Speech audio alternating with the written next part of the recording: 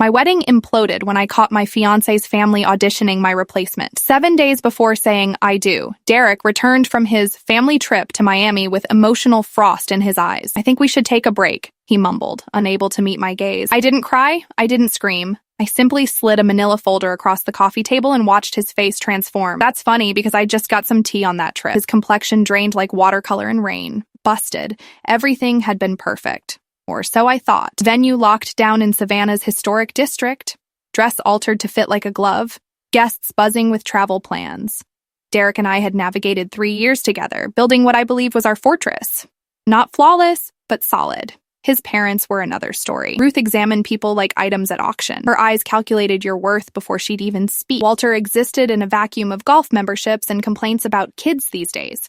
I wasn't part of their curated collection, just a working-class woman who loved their son. Derek always promised they'd warm up eventually. Spoiler alert, they didn't. The Miami trip materialized suddenly, one last getaway before wedding bells. Derek's eagerness to escape pierced my instincts, but I let it slide. Then fate dealt its hand. My bestie Vicky bartends at exactly the Miami hotspot where Derek's family parked themselves all weekend, with company. Not family, not friends.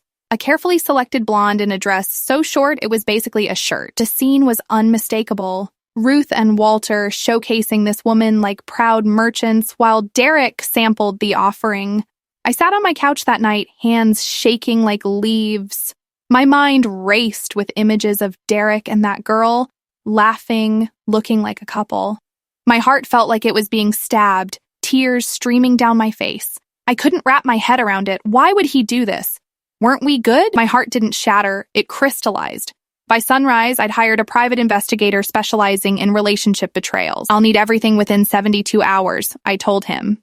"That's not how this usually works," he replied. "Make an exception. I'm paying extra." 3 days later, my inbox became an evidence vault. Photos captured every orchestrated moment. Restaurants, poolside, boutiques. Videos preserved hushed conversations. The entire performance documented with brutal clarity. I maintained perfect normalcy when Derek returned. Coffee brewed, casual questions asked. Then came his script. "I think we should take a break." The folder slid between us like a guillotine blade. Ruth and Walter marched in minutes later, wedding planner clutched in Ruth's manicured grip. The room froze when they spotted the evidence spread across my coffee table. "What the hell is this?" Derek finally choked out. Not to me, but to his parents. Ruth's dismissive laugh ricocheted off the walls. "Oh, don't be so extra, Derek, as if I weren't even there." "I'm done," I said, voice steadier than I felt. The silence hung like smoke after gunfire. Ruth placed her planner on my counter, still expecting us to discuss centerpieces while standing in the wreckage. "Let's not overreact," she purred. "These pictures don't mean anything. Meeting new people is perfectly normal." "New people? A week before our wedding?" My voice cracked like thin ice. Walter emerged from his phone trance. "We were thinking long-term. We didn't want Derek tied down if better options existed." The air evaporated from my lungs. Derek just kept thumbing through evidence, face flushing crimson. "You let them do this?" I asked. "You went along with it." "I just wanted to keep the peace." The words fell from his mouth like dead weight. Laughter erupted from me, sharp and unplanned. "Keep the peace? You could have just said you didn't want to marry me instead of test driving replacements in Miami." Ruth colonized my couch, crossing her legs like she was settling in for tea. "We knew you'd react emotionally. Look at yourself." I thrust a photo of Derek with Madison directly in Ruth's face. "You brought her on a trip with your son to replace me. How do you not hear yourself?"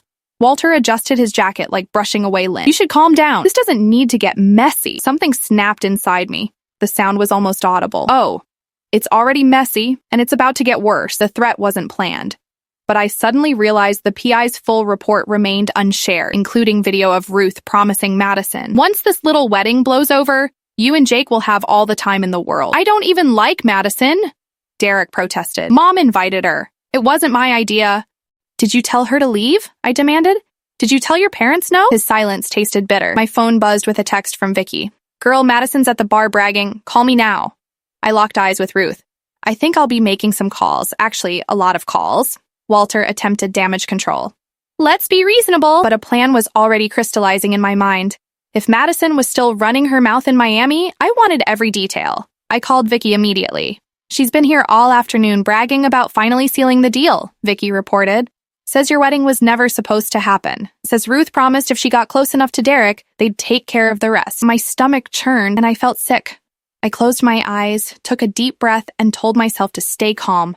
I wasn't letting them break me like this. I invited Derek, Ruth, Walter, and Madison to the actual wedding venue under the pretense of an urgent ceremony meeting. Ruth eagerly accepted, scenting another control opportunity. By noon, we gathered amid workers setting up for what should have been my wedding. Madison arrived last in a micro-mini white dress, smirking when she spotted me. I didn't realize this was a group meeting. Time to clear the air, I replied, laptop already connected to the venue's projector. I clicked through the evidence without commentary.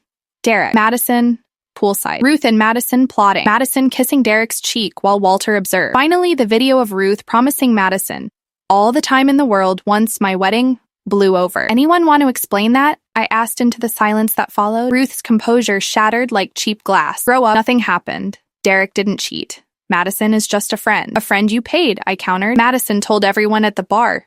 Half of South Beach knows by now. Madison flipped her hair. Your little wedding was never going to happen. Derek deserves someone with class. My maid of honor, Tina, muttered.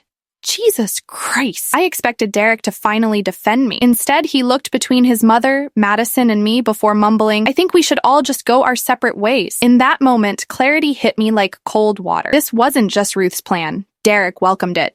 He wanted an escape hatch, and his parents custom-built one. I packed my laptop and stood. This is the last time any of you will ever see me. Good luck explaining why the wedding's off. Within hours, Madison was posting Instagram stories with hashtags like #future_misses and #upgrade.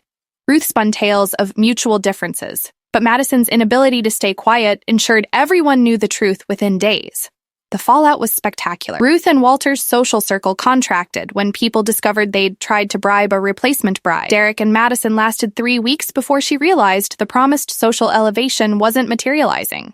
Vicky ensured Madison's Miami bragging circulated to exactly the right people. And me? I grieved, certainly. Questioned how I'd missed the warning signs. Wondered how Derek let it progress this far. But after the dust settled came unexpected peace. I'd escaped marriage to a man who didn't truly love me. Freedom from a family that considered me insufficient. Instead of sobbing in my wedding dress, I hosted an epic non-wedding celebration with real friends. Champagne flowing, karaoke blaring, wedding cake demolished with forks. Sometime around midnight, surrounded by people who actually valued me, I realized the feeling warming my chest wasn't sadness. Freedom tasted like champagne and vindication. And honestly, that flavor beat wedding cake any day. Next up, I'm taking on the world solo. Maybe Paris for some legit baguettes, or Japan for a hot spring soak. Point is, I'm redefining my happiness.